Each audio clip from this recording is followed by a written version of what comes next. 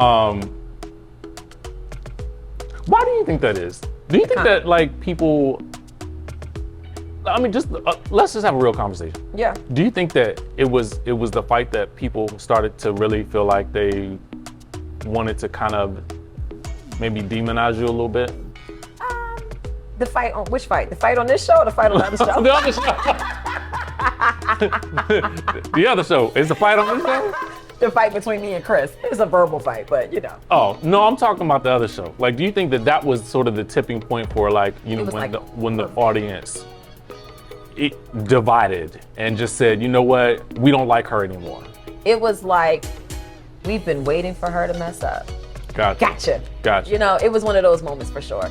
And also, yeah, I think that people who don't like you for whatever reasons, whether it's something that they see in me that they don't like about themselves or they want to be or not want to be or however it is, when a person has made up in their mind that they don't like you, anything and everything that you do will always justify their dislike. You know, it's always gonna say, yep, that's exactly why I don't like her. They will make anything out of everything. Do you respond to any negativity anymore? Not much. And if I do, I don't respond in such a way where I'm being nasty. Right. I'm not gonna jump to your level of nastiness. And you know what's funny? A lot of times when I do respond in a positive way, I get met with love. They will completely turn the comment around and say, look, I'm actually rooting for you. So recently, a lot of people were on social media just making comments like, she's gonna divorce him. She doesn't want to be with her husband. She doesn't like him anymore. Look at her, she's bullying him and she's saying this and that. And I'm like, it's episode 2. And we had 2 arguments. And now y'all are defining my whole marriage as if I don't like my husband. And truth be told, if I did not want to be with him anymore, I wouldn't be with him. What would be keeping me here? I got my own stuff going. I'm up and running. My prenup is trunk tight. Like, I wouldn't have a reason to stay if I didn't want to save my marriage and be with my husband. I love my husband. How does Chris take all of that? He don't pay attention to it. So Chris has gone into a shell because he was reading comments. And once the show started, he just like, he hasn't done any press. He hasn't done anything. He's not saying nothing. Because I was going to ask to talk to him. You should. I hope somebody does. I'm like, Chris, you're a part of this show, boo. Can you do some press? Do you want? See, one thing about me, 5 years ago was the last time I told Chris I am not doing press with you anymore because Chris likes to complain. So like, I'll be like, baby, can you do this? And I don't really feel like doing that. Then it'll click like, wait, I'm supposed to be supporting her. Yeah, baby, I'll do it. And then when we go to do it, he complains the whole time. So I remember we were on our way to Fox DC. And he complained the whole time. He got on me and Jeff Snurs, my makeup artist.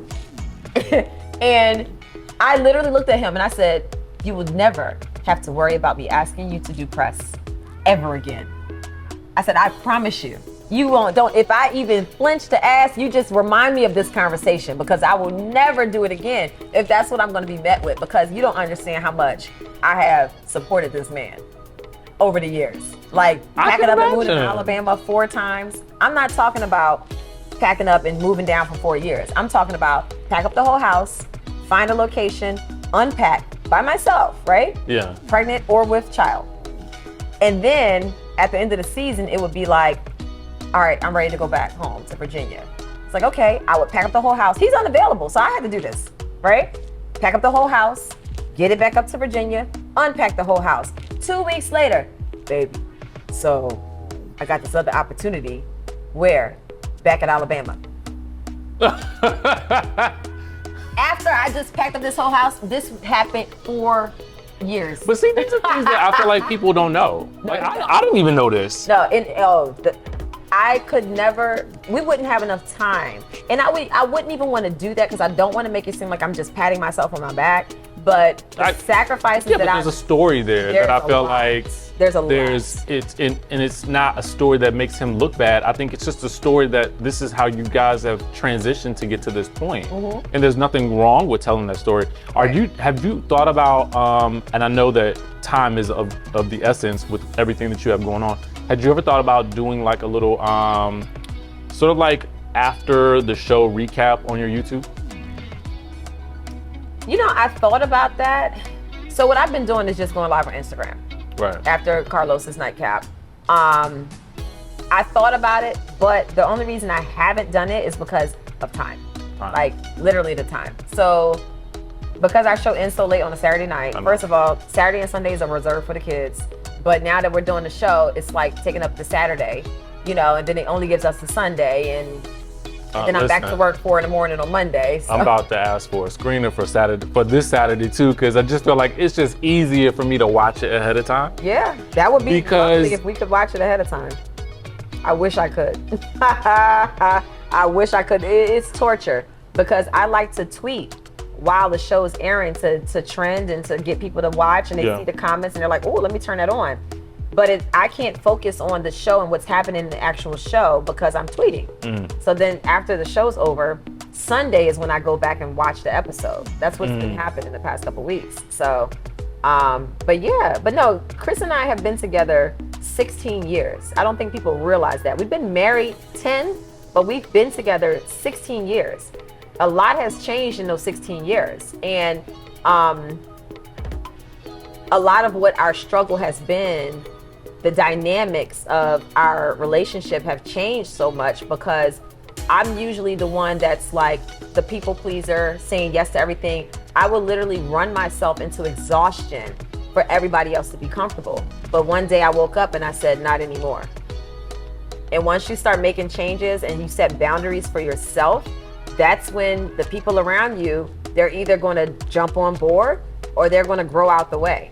And what I don't want is for me and my husband to grow apart. So that's why these conversations are so in depth and they're so passionate. And you see me get frustrated because I am really, really, really begging, pleading, and trying so that he understands my perspective in this, because I cannot continue to evolve in the space where I feel like so much weight is on my shoulders and I'm supposed to be covered by my man.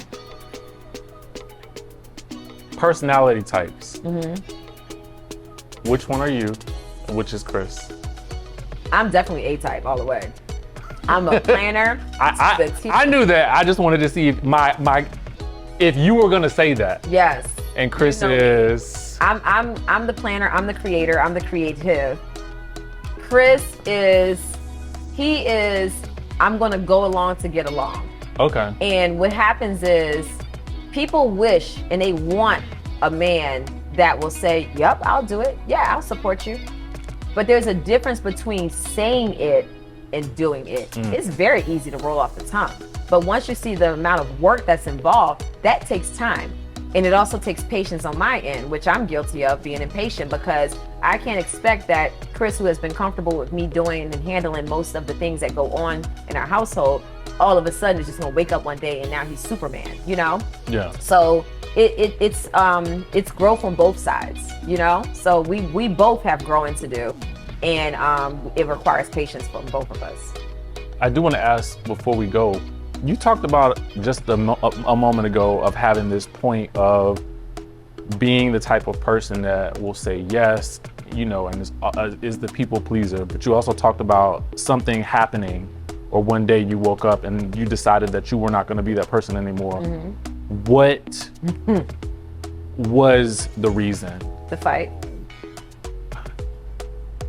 Potomac. Yes, that's when I woke up. That's when I realized I am burnt out. I have gone so far away from who I am as a person when it comes to people pleasing, when it comes to bringing positive energy. When I walk into a room, normally I'm the light. It could be the nastiest, thickest mood. I walk in and I'm gonna make sure everybody's having a good time. I'm gonna be that high energy that you need. If you're having a bad day and I come around you, oh, you about to feel real good about yourself. That's always been me. And in that moment, not in that moment, but after the aftermath, it allowed me to see that, wait, how did I get so far away from myself? Yeah. You know, like, how am I allowing other people's energy and negativity cause me to react in such a way? So in that moment, that's when I went on this whole soul searching journey. Like, I'm a person where if there's an issue, I want to fix it. That was an issue, and I needed to fix myself. So I started therapy, I started meditating, I changed my diet. I went on a meditation retreat. I really took it seriously. And that's why when people say, oh, you didn't have any remorse, shame on you. They saw that one moment and they're judging me, saying at that moment when I didn't have remorse, I didn't. But later on it came, and I did something about it. So it's one thing to say, but I'm a doer. I'm not going to tell you what you want to hear. I'm going to tell you exactly what I feel, and then I'm going to take the actions to make sure that I'm following through in a positive way. Then I can come back and be accountable. I think that's sometimes the curse with like reality TV is that sometimes you can be a little bit too real. And I think people wanted you in that moment to automatically go into this remorseful mode because they felt like that was what you were supposed to do. But the reality is you weren't there yet. Right. And what I find most respectful about reality stars that live in their authentic moment, the truth of where they are, is that, oh, this is real. Like that is real, because you could have easily just apologized and just said, okay, I'm sorry, listen, I'll do whatever you guys want me to do. But that wasn't where you were. It's impossible for me to be fake. Like, I can't do it. Even if I know it's gonna make me look bad. Like, I knew going into this season, I talked to Carlos, and this is what's interesting. Before we started filming, I text Carlos and I said, Carlos, I don't know. And he's like, what's going on now? I said, me and Chris are in a really tough place. And I just know that when we start filming, it's not gonna be cute. It's not gonna be cute. And I already knew, I said, I'm gonna be looked at as the bad guy because nobody knows the history. Nobody knows the behind the scenes. They only know what they know. They know Chris and I to be a solid couple, which we are. But in this moment in time, we are going through it. And we have been, seeking help through therapy. We have been, Chris had finally gotten a life coach. So I've been like making suggestions for him, because I do realize that a lot of the work, unfortunately, fell on him when it came to making the most changes. Not saying that I'm perfect, by far shot, I'm not. But when it came to us growing together, a lot of times over the years, if there was something that Chris checked me on and he's like, I need you to improve in this area, I would immediately say, all right, I'm working on it, I'm improving, and I would do it. And I'd be like, Chris, I need you to work on this area. He'd be like, okay. He would work on it for a little bit, then he'd stop. Then we have another conversation. So mind you, if I'm working on me and I'm doing like this, I'm like, all right, worked on the next thing. Now we have another conversation. And then he says, well, this is also what I need you to work on. Then I'm like, okay, I'm gonna work on that. Also, I need you to work on this. And he's like, okay, stop. So now I'm at the finish line darn near, and he's trying to catch up. And he's mad at me because I'm responding to him from all the way down there yelling like, yo, like, come on, like, what in the world? Like, you know what I'm saying? I meant to ask you this earlier. How is the relationship with you and his mom? It's not bad and it's not good. Like, I don't really talk to her. Really? Yeah, I just like, I made a point on the episode, and I don't know if people caught that because they were too busy demonizing me for yelling at my husband. But I said, I am not going to brush anything under the rug like his family does. I caught that. Okay, good. I caught it. And that's what made me ask, because I wondered, because we saw you guys' relationship on Potomac, but we haven't, and I was wondering, I'm like, are we gonna see her pop up on the show? No, and a lot of that has to do not with our relationship, but because of COVID. His parents are older, so their situation is completely different. Understand. But Chris, his family is a little bit different. They operate different than how I operate. And for me, if I understand your position, we can say we're good and we can be cordial, and that's fine. And that's pretty much where we are. Like, she'll call, and if she needs to tell me something, or if Chris is on the phone with her, I'll say, oh, hey, pop on FaceTime and say hi. She gets to talk to the kids and things like that. So yeah, it's not like we don't have a good relationship. It's just like, there's just not much going on. I talk to my mom and dad darn near every day. I talk to my sister and brother every day. If we have issues with each other, we deal with them right away. His family, on the other hand, they deal with things a little differently. And that's part of the struggle. And that's the reason why I brought his family up, not to throw them under the bus, but to show Chris the difference between how he responds versus how I respond. My family, we're very direct. Like, we will go off on each other, have it out, darn near fight. And then at the end of it, it's gonna be some resolution. Well, with Chris, it's almost like, all right, I'm sorry, but there's no accountability for the sorry. It's just like, I'm telling you that so you can leave me alone. I don't want to deal with it. So it's like, all right, I'm sorry. Put it underneath the rug, and then we'll forget about it after a few months, and then we'll come back. But that doesn't really solve the issue. It's still there, and your carpet's just getting higher and higher. I think that's a lot of times how, just families in the South deal with things. Possibly. I feel like, And not to throw people who are from the, because listen, I fall into that category. I feel like sometimes that's just what happens. And not in the North. Not in Jersey. We gonna talk about it. We gonna keep it real. We gonna talk about it. But yeah, it's an interesting thing, and that really is it when it comes to Chris and I and our struggles. Is just that we deal with conflict differently, and we're trying to figure out how to really deal with it. Me dealing with is not me going and talking to my friends about here's this and that and that we're going through. If I'm talking to them, I'm also talking to him. You know, so I bring everything. There's no way that Chris could ever question or wonder how I feel about anything. He gonna know, because I put it all out there. Okay, so this really is my last question. Do you talk to your friends about your marriage? Like, outside of what we see on the show, right? I get that. Yeah. But do you talk to your friend, like your girlfriends about like issues or things that happen in your marriage? I have one. Because my belief about that is like, I don't want to do that.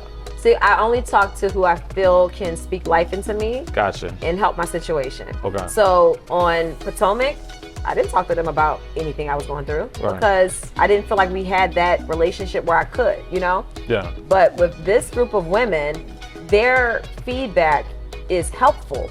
It's not hurtful. And they don't take it and just go like turn it into something that it's not. They actually, and you can even see in the response to me and Chris arguing at the dinner table, they were all just like, yep, we've done that before. But anybody, if that was another show, look at them. Oh, look at them. Ooh, they about to be divorced, child. They was over there arguing. They told her to hush. I wish my man would. It would have been a whole. Because it was two hushes at that table. That was inappropriate. I didn't mind Chris's hush. If he would have put his hand up into my face, we would have been swinging. There would have been some glasses flying across the table. Which is why, again, I was saying Irena is so, she comes across, at least on the show, as a very peaceful person. And even in real life, she has this peaceful presence. She does. She's a very sweet person. Like I can't even imagine somebody not getting along with Irena. Yeah, it's just like. She just has she has this nurturing feeling about her, and she just has this understanding, and she reminds me of certain parts of me that is always wanting to speak life and be positive. No matter, I could be like, oh my God, I got hit by a car and then my dog got ran over next, and then I walked down the street and the tree fell on my foot, and she'll be like, but it's okay because the sun is shining right now. And I really believe that you're gonna have a better day tomorrow. Like, she will not even focus on the negative. She'll go right to the positive and still speak life into you. So she's beautiful. She's a beautiful person. I left the Shoot Your Shot event after having talked to them, and I was just like, I just love her. Yes. Like, she seems so, but I could tell she also had personality too. Yes. Like, but it was just so sweet. I can't really explain other than that. But yeah, I'm excited for y'all. Thank you. I'm excited. I feel like it's very real. And it's not nasty. Yeah. And any drama that happens it starts off of a misunderstanding and then it just goes left. All the way left. Oh, you wait till y'all get to about like episode 4 or 5. I'm guesstimating because obviously I don't know. They don't send me the episodes in advance. It'd be nice if y'all send me the episodes, but they don't. So I'm guesstimating around like episode 4 or 5. That is when y'all are gonna be like, wait, what just happened? Wait. I am ready. I'm ready. Last thing, do you know what you're wearing to the reunion? I'm waiting for Riley to figure that out now. Okay. We literally went fabric shopping the other day and it wasn't good. We gotta find some better fabric, so she's working on that now. Okay. Do you get a say in what you wear? Yeah. They just kind of gave us like a color palette. Not really a color palette. Actually, honestly, it was more like wear whatever you want. But as other people start submitting the color that they're solidifying, I waited too long. So it put me into a box where it's like, you got to pick between these two colors. Not that they told me that. It's more so me, because I want us all to look good as a cast. So I don't want to look like a crayon box. I don't want to look like, you know what I'm saying? Like, I want us to look good and rich. Yes, good. That's what we want to see. I think that's it. Yeah. Maisha merefu. Long life. Oh, that too. You know, I'm Thank taking you. Swahili. Are I'm you? taking lessons. Yeah, All right. I'm learning.